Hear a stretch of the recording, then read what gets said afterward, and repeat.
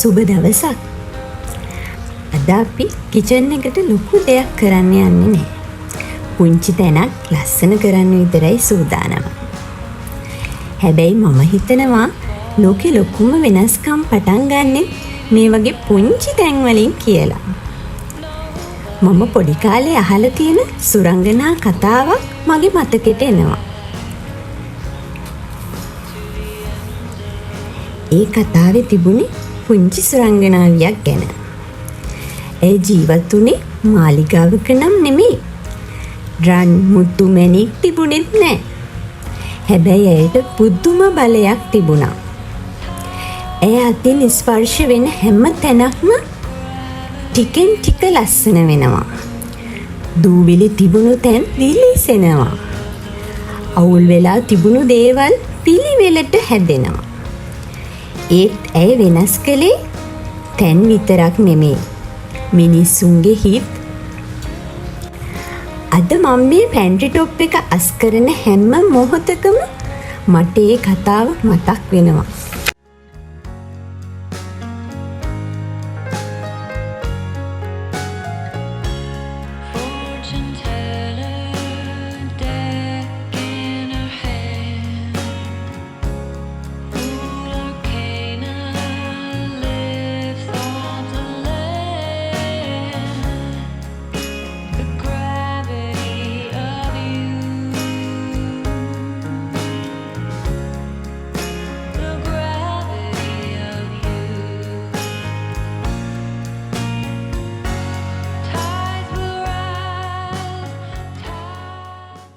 මේ බෝතලය මේ පැත්තට, මේ භාජන ටික එකට, මේ පුංචි බෝතල් ටික ලස්සනට පෙළට.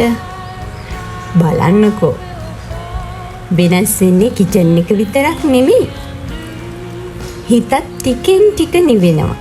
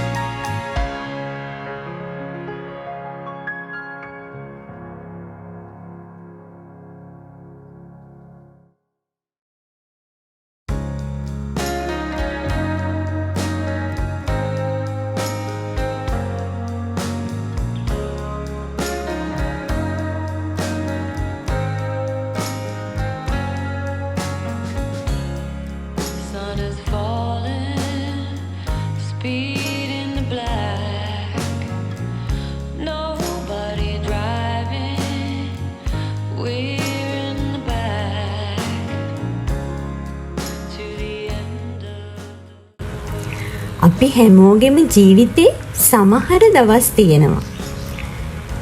හැමදේම එකට ගොඩ ගැහෙන. වැඩ, වගකීම්, මහන්සිය, කඳුළු, ඒ හැම දෙයක්ම අතරේ අපි අපිව මමතක කරන දවස්. ඒ වෙලාවට හිත හදන්න ලොකු නිවාඩුවක් ඕනේ නෑ. අලුත් ගයක් ඕනේ නෑ. සමහර වෙලාවට පිහින රෙද්දක් පුංචි මිනිත්තු 10ක් ඒ ඇති.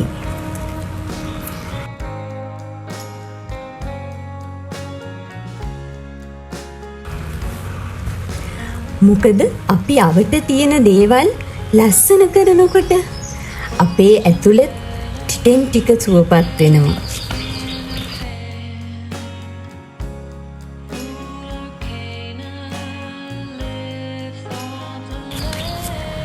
මට හිතෙනවා අපි හැමෝගෙම ගෙදර නොපෙනෙන පුංචි සුරංගනාවියක් ඉන්නවා කියලා. ඒ සුරංගනාවි වෙන කවුරුත් නෙමෙයි, අපිමයි. අපි ආදරෙන් කෝප්පයක් තියෙන හැම වෙලාවකම, අපි ආදරෙන් මේසයක් පිහදාන හැම වෙලාවකම, අපි ආදරෙන් ගෙදර පිරිසිදු කරන වෙලාවක අන්න ඒ සැඟවුණු සුරංගනාවි එළියට එනවා.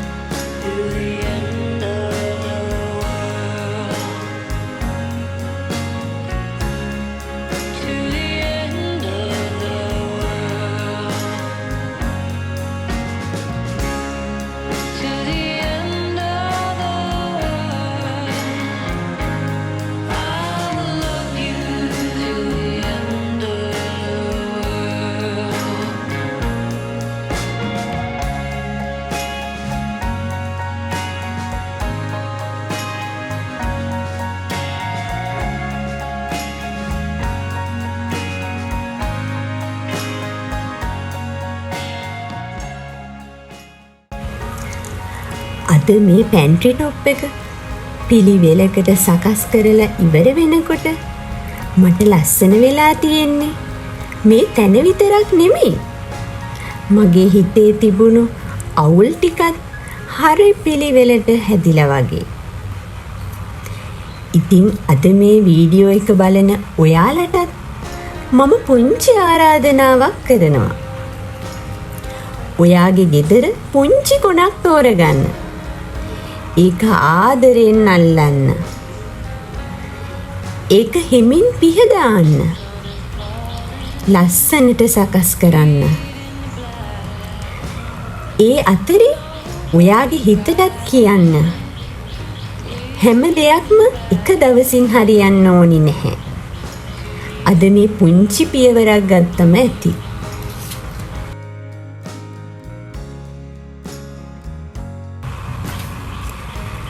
මොකද සුරංගනා කතා ඉවර වෙලා නෑ. අදත් ඒවා ලියවෙනවා. මාලිගාවල නෙමෙයි, අපේ පුංචි ගෙවල් වල. රන් අකුරු වලින් නෙමෙයි, ආදරෙන් ඉවසීමෙන් දවසින් දවස ඒවා ලියවෙනවා. ඒ නිසා අදත් අපි අපේ පුංචි ලෝකෙට පොඩි මායාවක් එකතු කරා. ඊළඟ වීඩියෝ එකෙන් නැවත හමු වෙමු. ආදරෙන් ඉන්න, hina වෙන්න, ඔබේ පුංචි ලෝකේ ලස්සන කරගන්න අමතක කරන්න එපා. බුද්ධ සරණයි.